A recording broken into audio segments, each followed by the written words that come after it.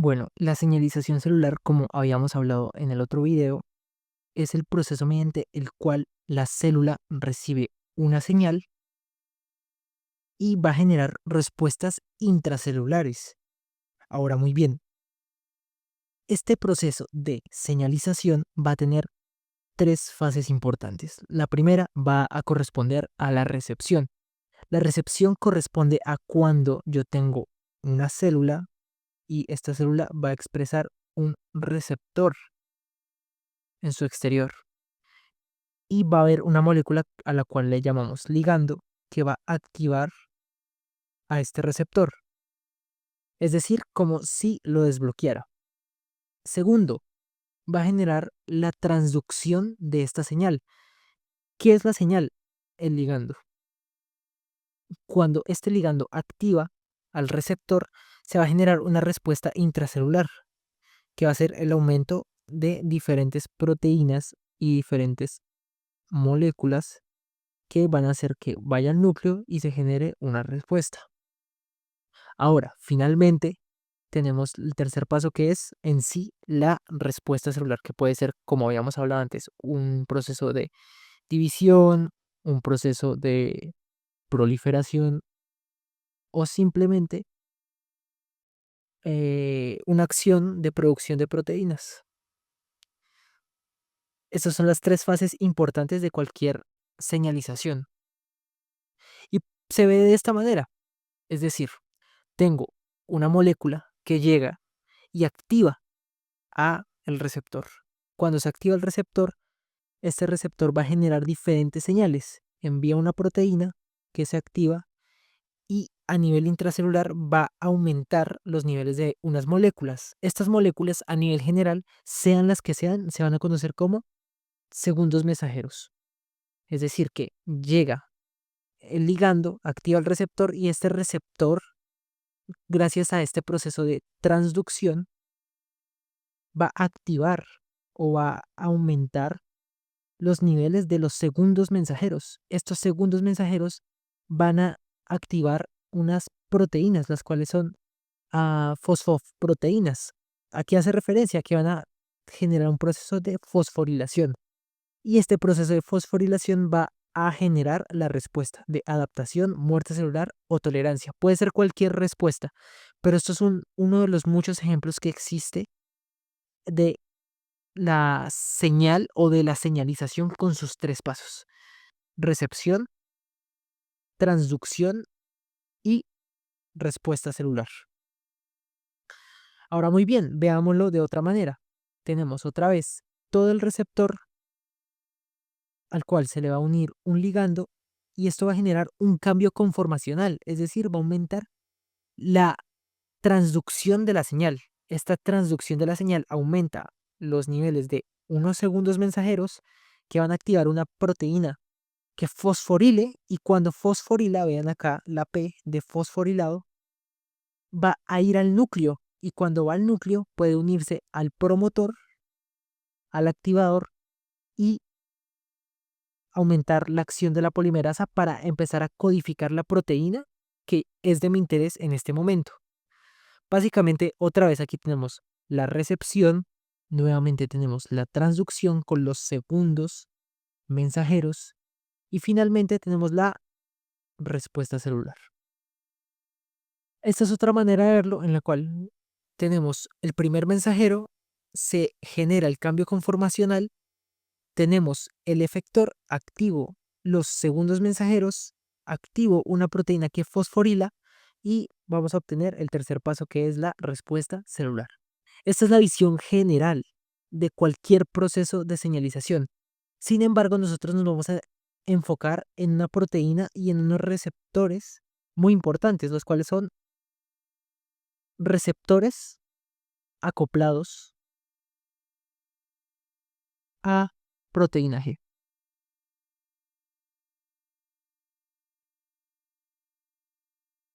Ahora muy bien, ¿qué son estos receptores acoplados a proteína G?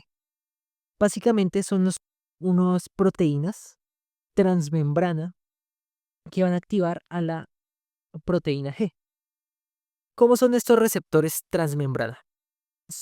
tienen una forma serpentina y van a pasar 7 veces a través de esta membrana. Acá, 1, 2, 3, 4, 5, 6 y 7. Esa es la característica principal de estos receptores. Ahora, muy bien, vamos a tener 3 tipos de proteínas G. Tenemos la proteína G sub S, tenemos la proteína G sub S, tenemos la proteína G sub Q y finalmente tenemos la proteína G sub I. Cada una de estas va a generar diferentes respuestas moleculares, sin embargo va a seguir el mismo patrón del que hablábamos anteriormente. Va a generar una proteína efectora, va a generar unos segundos mensajeros y va a generar una respuesta. Ahora bien, ¿qué hace la proteína G sub S? La proteína G sub S va a activar a la proteína G. Esta proteína G activa a la enilatociclasa, aumenta los niveles de adenilatociclasa. El hecho de que aumenten los niveles de adenilatociclasa aumenta los niveles de AMP cíclico. Y finalmente estos niveles de AMP cíclico aumentan la proteinquinasa A. Y esta proteinquinasa A va a ser la que funcione como el fosforilador. Cuando fosforila, le pasa un grupo fosfato a una proteína, aumenta la respuesta celular. Esa es la función básica de la proteína G sub S. Ahora hablemos de la proteína G sub Q.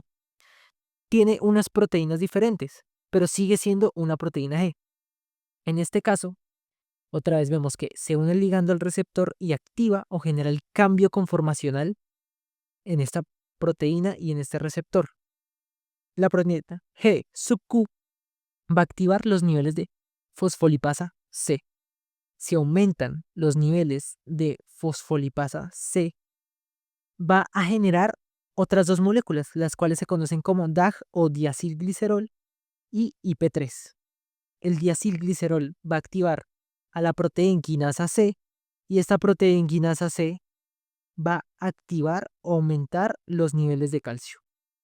Finalmente, el IP3 aumenta también los niveles de calcio y como respuesta general celular vamos a tener muchos niveles de calcio.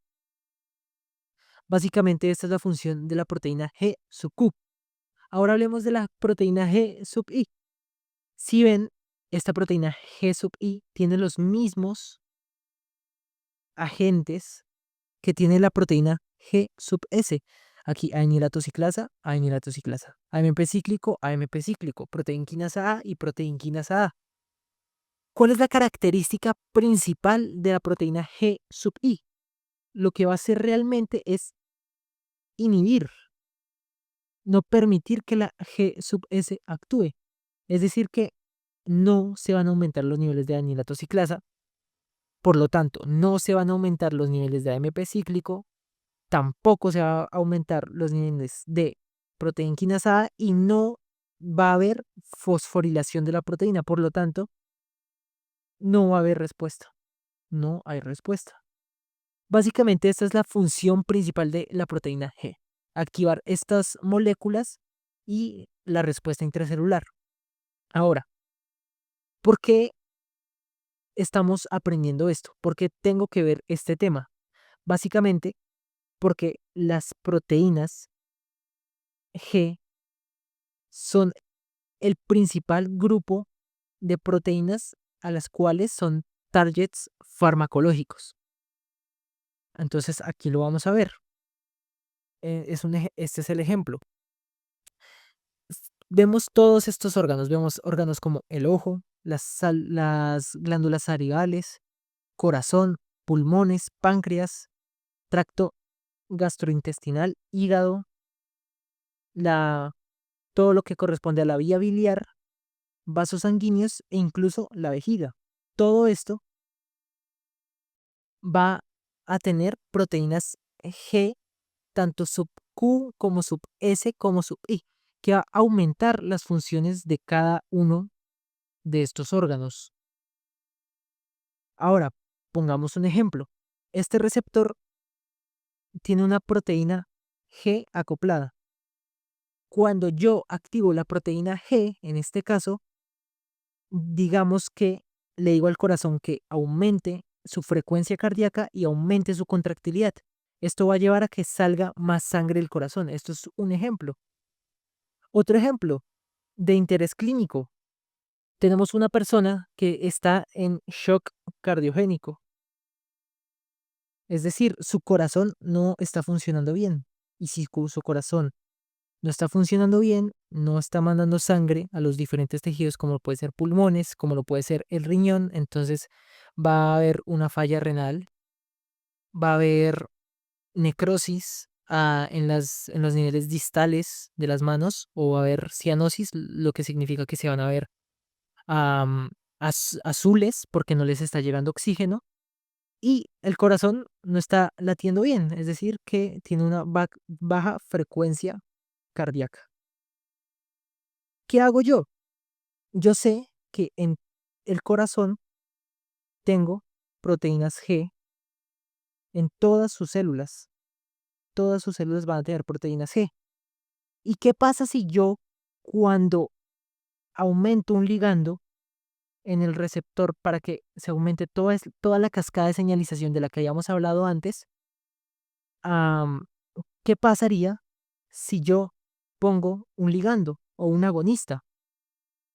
Lo que pasaría es que aumentaría la contractilidad y todos estos efectos negativos que tenemos en el shock cardiogénico se contrarrestarían, es decir, el corazón empezaría ya a mandar más sangre, empezaría a mandar más sangre a todos los tejidos, ya el riñón no fallaría porque sí le está llegando sangre, las manos no se verían así porque sí les está llegando sangre, ya agarran color y finalmente este corazón ya no está sufriendo, sino que ya está mandando bien la sangre y está funcionando de manera correspondiente. Por eso las proteínas G son de tanto interés a nivel farmacológico. Ahora, pongamos otro ejemplo. Tenemos un paciente que consulta porque siente una sensación de cuerpo extraño en el ojo.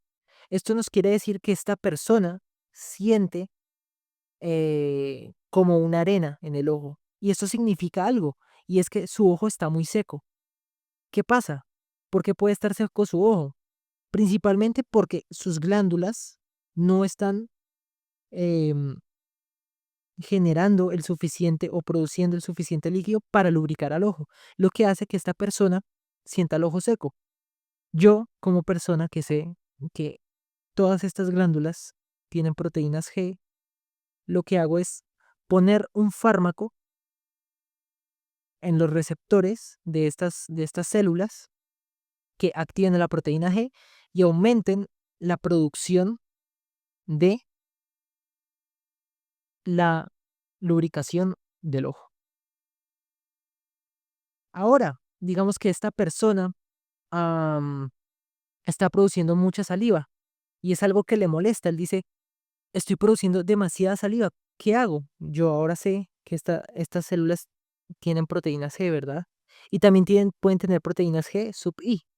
Es decir, que puedo también utilizar un fármaco que se una a estas proteínas G sub I y disminuya la producción de la cascada de señalización y por lo tanto disminuya la saliva.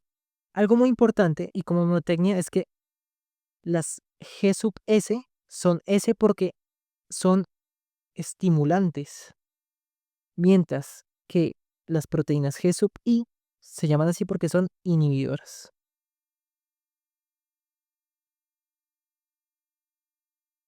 Último ejemplo, una persona que tiene los bronquios cerrados, es decir, hay una broncoconstricción. ¿Qué hago yo? Yo sé que si activo, por ejemplo, la proteína G sub Q o la proteína G sub S, estos bronquios se van a expandir o se van a broncodilatar. Por lo tanto, va a pasar más aire y la persona va a respirar mejor. Esto es común en personas que tienen asma. Entonces, ¿qué se hace? Se aplica un fármaco, por ejemplo, el salbutamol, que puede ser muy conocido para muchos de ustedes, o el bromuro de ipratropio, que lo que van a hacer es aumentar la broncodilatación, es decir, que este fármaco se va a unir al receptor y va a generar toda la cascada de señalización para que se abran los bronquios. Y finalmente esta persona pueda respirar mejor. Ahora muy bien, hablemos ya más específicamente de cada una de las proteínas G, comenzando con la proteína G sub Q, esta que vemos acá. La proteína G sub Q va a tener el siguiente funcionamiento. Ponemos como ejemplo la unión de esta molécula que es la acetilcolina. La acetilcolina se une al receptor transmembrana que tiene 7 porciones, ¿verdad? Cuando se une este receptor, activa a la proteína G. Esta es la proteína G. Esta proteína G, una vez activa, si ven que tenía 3 porciones, ahora se mueve una de estas porciones. Cuando está activa, esta porción lo que va a hacer es ahora activar a esta proteína que se llama la fosfolipasa C. La fosfolipasa C, cuando está activa, va a ir y va a destruir o a desacoplar o dividir a esta proteína, que es la fosfatidilinositol 4.5 bifosfato, que también se le conoce como el PIP2. Esta molécula se va a partir en dos, gracias a la fosfolipasa C. Se va a volver en diacilglicerol o el DAG o inositol trifosfato, también conocido como IP3. Aquí lo vemos, se vuelve DAG e IP3. Si yo uno estas dos moléculas, ¿qué obtengo? Al PIP2, pero como la fosfolipasa C lo destruyó, ahora tenemos tanto diacilglicerol como IP3. ¿Qué van a hacer estas proteínas una vez son activadas o, por decirlo así, son desacopladas? Van a hacer lo siguiente. Primero, comenzando con el DAG. El DAG lo que va a hacer es unirse a la proteína quinasa C y esta proteína quinasa C va a ir a las diferentes células, a diferentes proteínas. ¿Y qué pasa con esas proteínas? Recordemos que cualquier molécula que se llame proteína quinasa lo que va a hacer es fosforilar, es decir, pasar un grupo fosfato a la proteína. Y cuando se le pasa este grupo fosfato a esta proteína, ella se activa. ¿Y qué genera? Una respuesta celular. ¿Cómo lo puede ser lo de ahorita? Aumentar la contracción cardíaca o la broncodilatación o la producción de ciertas moléculas. Así es como funciona la proteína G sub Q. Volvamos a ver las diferencias con la G sub S y la G sub I. Vean ahora acá. Tengo una molécula que digamos que ya no se va a llamar la acetilcolina, sino que ahora se va a llamar adrenalina. ¿La adrenalina qué va a hacer? Básicamente lo mismo. Va a activar a la proteína G y cuando esta proteína G está activa, vean cómo se desacopla. Cuando se desacopla, activa a esta molécula que se llama la enilato ciclasa. Si la enilato ciclasa se activa, vamos a obtener una activación o un rompimiento también de esta molécula que se llama el adenosín trifosfato, es decir, el ATP. ¿Qué significa esto? Que tiene 3 fosfatos. Por lo tanto, cuando la enilato ciclasa actúa sobre el ATP, lo que va a hacer es quitarle 2 de estos 3 fosfatos. Por lo tanto, solo va a tener un fosfato. Si tengo un fosfato, pues ya no va a ser ATP, sino que se va a llamar AMP de monofosfato. Y además, esta porción de acá la va a volver en forma de C, es decir, que va a enrollar al fosfato que le quedaba. Esto significa algo, que no va a ser AMP simplemente, va a ser AMP cíclico. Este AMP cíclico es el segundo mensajero de esta vía de señalización y va a unirse a la proteína quinasa A y va a formar lo que es lo mismo. Recuerden, todo lo que sea proteína quinasa va a generar respuesta de fosforilación. La fosforilación, ¿qué significa? Activar proteínas.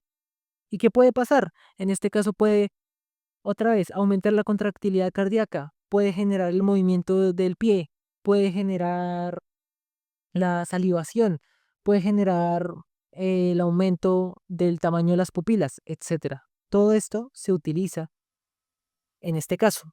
Aquí vemos lo mismo, es la misma proteína. Aquí vemos, por ejemplo, que es la epinefrina, conocida también como adrenalina.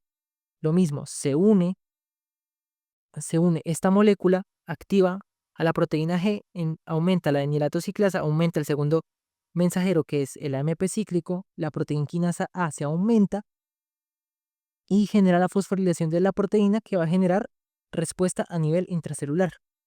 ¿Qué pasa ahora con la G sub I? Vean acá, la proteína G sub I lo que hace es inhibir a la enilato ciclasa, por lo tanto, no se activa la proteína G, no hay activación de la proteína G, tampoco hay aumento del GMP, el AMP cíclico, etc.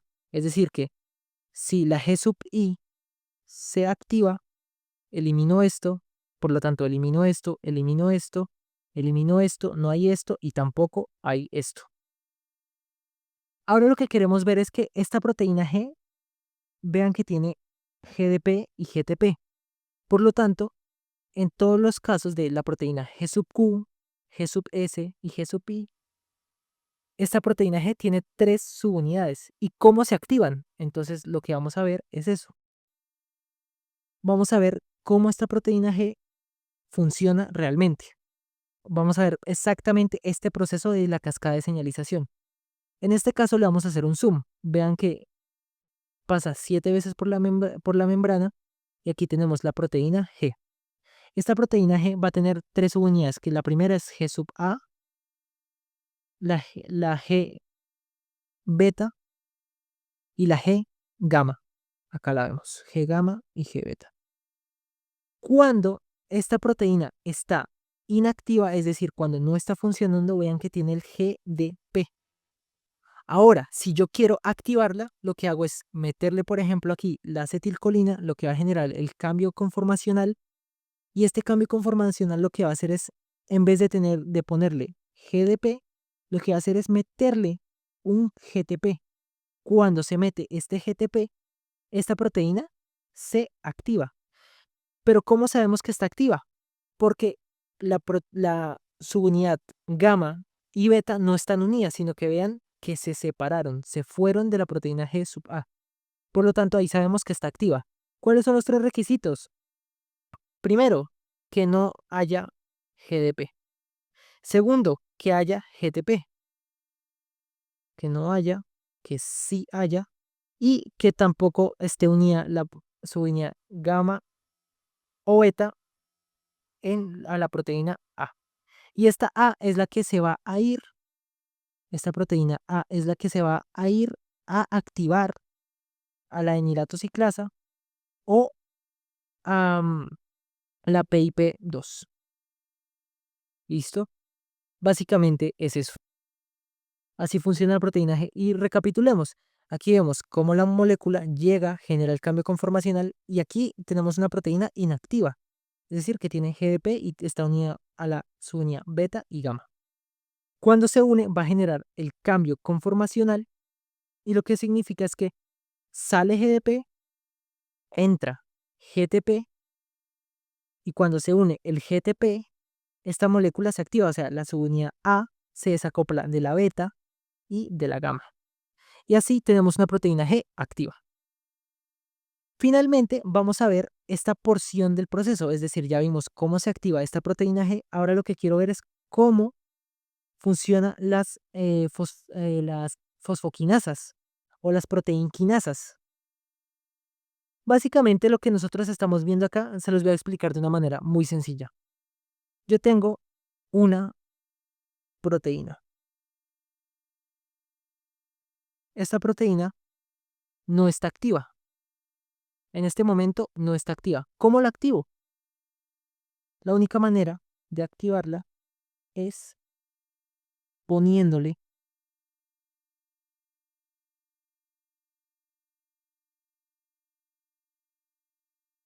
un grupo fosfato. Es decir, cuando tiene la P, está activa y sí está funcionando. ¿Cómo lo va a hacer? Gracias a la fosfoquinasa, es decir, que aquí no ha actuado la fosfoquinasa, no ha actuado, pero cuando llega la fosfoquinasa tanto C como A, lo que hace es meterle un fosfato. Pero ¿cómo hace esta fosfoquinasa o esta proteinquinasa para meterle un fosfato? Básicamente necesita de algo que tenga grupos fosfatos. ¿Y qué podría ser eso? Y ustedes ya lo saben, el ATP. Es decir, que ¿qué va a hacer? A este ATP, esta fosfoquinasa A, esta proteinquinasa, perdón, tanto C como A, le va a quitar un grupo fosfato. Entonces le quita o le roba este grupo fosfato y este grupo fosfato se va a unir a la proteína y lo va a activar. Entonces, en vez de ATP, se va a volver ADP. Y esa es la función principal. Ahora que yo quiero inactivar otra vez a esta proteína, lo que voy a hacer básicamente es quitarle este fosfato a esta proteína y vuelvo la inactivo. ¿Cómo se lo quito? Con otra proteína. ¿Cómo se llama esa proteína? Se llama fosfatasa. Por lo tanto, la proteinquinasa A le mete un fosfato gracias al ATP, lo cambia en ADP porque le quita un fosfato y la activa. Y para desactivarla, la fosfatasa. Así de simple. Y eso es lo que nosotros estamos viendo acá. Tenemos una proteína que no está activa, utiliza la proteinquinasa A que le quita al ATP un fosfato, lo convierte en ADP y ahora tenemos una fosfoproteína, es decir, una proteína que está activada. Ahora yo la quiero desactivar, pues necesito quitarle este fosfato, por lo tanto utilizo la proteína fosfatasa y así consigo la actividad o inactividad de una proteína. Aquí vemos lo mismo, tenemos una proteína que está inactiva. Ahora la quiero activar, utilizo ATP, lo vuelvo en ADP porque le quité un grupo fosfato, se lo puse a la proteína y ahora ya está activa. Ahora quiero inactivarla, le quito este fosfato y vuelvo y la inactivo. Gracias a quién? A la proteína fosfatasa. Todo lo que termine en asa, recuerden que siempre va a estar rompiendo. Ahora finalicemos con 3 preguntas para afianzar el conocimiento. Primera, un estudiante de medicina toma una bebida energética y presenta taquicardia. Al estudiar sus células cardíacas se observa una elevada activación de la proteína G sub S. Si quisiera reducir la frecuencia cardíaca, ¿qué hallazgo intracelular debería disminuir? Es decir, que en este momento tenemos una alta activación de la proteína G sub S. Recordemos que la proteína G sub S iba a aumentar los niveles de adenilato ciclasa y a su vez iba a aumentar los niveles de AMP cíclico. Por lo tanto, ¿qué debo hacer para que ya no haya más taquicardia? Lo que debería buscar es disminuir estos niveles. Por lo tanto, la actividad de la proteína quinasa A por exceso de AMP cíclico. Entonces, aquí esta es la respuesta correcta, ya que yo estoy disminuyendo el AMP cíclico y finalmente obtengo la disminución de la fosfoquinasa A. Y por lo tanto hay menos contracción cardíaca. Segundo, un estudiante nota que al pensar en comida se activa la secreción de saliva. Esta respuesta es medida por receptores acoplados a proteína G sub Q. ¿Qué proceso intracelular ocurre en las células de la glándula salival? Ahora, ya no estamos ante una proteína G sub S, sino una G sub Q. En este caso, activación de la adenilciclasa y aumento del AMP cíclico. Esto es falso, ya que esto lo hace la proteína G sub S. Inhibición de la fosfolipasa C y reducción del calcio. Realmente no hay ninguna proteína G que genere esto, ni reducción del calcio ni reducción de la fosfolipasa. Activación de fosfolipasa C y liberación de calcio por vía IP3. Entonces recordemos que tenemos la proteína G sub Q, que tiene su unidad alfa, beta y gamma, la cual alfa se va a desacoplar, va a activar a la fosfolipasa C y ella va a partir al PIP2. Este PIP2 se va a volver en diacilglicerol y IP3. Y este IP3 va a ir al retículo endoplasmático, y luego va a aumentar los niveles de calcio intracelulares. Esto va a generar la salivación. Por lo tanto, esta es la respuesta. Finalmente, un paciente con hipoglucemia recibe una hormona que activa receptores acoplados a proteína G sub S en hepatocitos, estimulando la degradación del glucógeno. Recordemos que el glucógeno es lo que se guarda cuando uno consume mucha glucosa. Es decir, si uno, otra vez, si se come uno un pan, por ejemplo, come mucho arroz, esta glucosa tiene dos vías. Una transformarse en ATP y otra sería ir al hígado y almacenarse como glucógeno. Cuando yo quiero utilizar o quiero volver este glucógeno en glucosa, lo que hago es activar una proteína G y aumentar esto, ¿verdad? En este caso, que yo al activar la proteína G sub S, lo que estoy haciendo es volviendo este glucógeno en glucosa. ¿Qué pasaría si se activaran receptores G sub I en lugar de G sub S? Disminuiría la concentración de calcio intracelular. Recordemos que la G sub S no actúa sobre el calcio.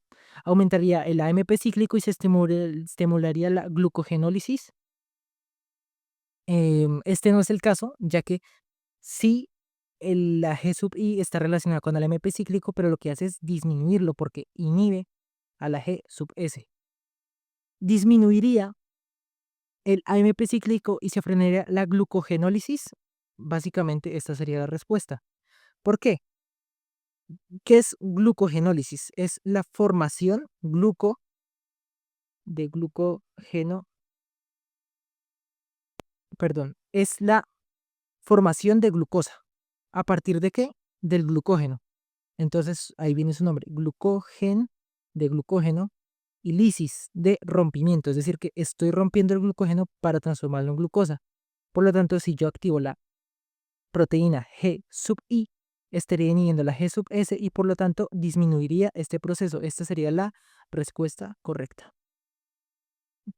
Como memotecnia, recuerden, la G sub Q tiene Q. La Q suena igual que la C. Si yo cambio una C por una Q cuando tengo, en vez de que, gua o K, así, suenan igual, tienen el mismo fonema. Por lo tanto, yo relaciono la G sub Q con la C. Entonces aumento la fosfolipasa C y esta fosfolipasa C aumenta la fosfoquinasa C. La fosfoquinasa C aumenta el calcio. Toda esta vía empieza con C. Y la G sub S se relaciona con la A. Entonces, adenilato, ciclasa. Tengo una A. ¿Aumento qué? El AMP cíclico, otra A. ¿Y esto que aumenta? La proteína quinasa A. Por lo tanto, S es igual a y la Q va a ser igual a C. C, calcio. Y así terminamos este video. Espero que les haya servido y no se les olvide dar like y obviamente suscribirse porque hay muchos más videos que seguramente les funcionen en otros temas.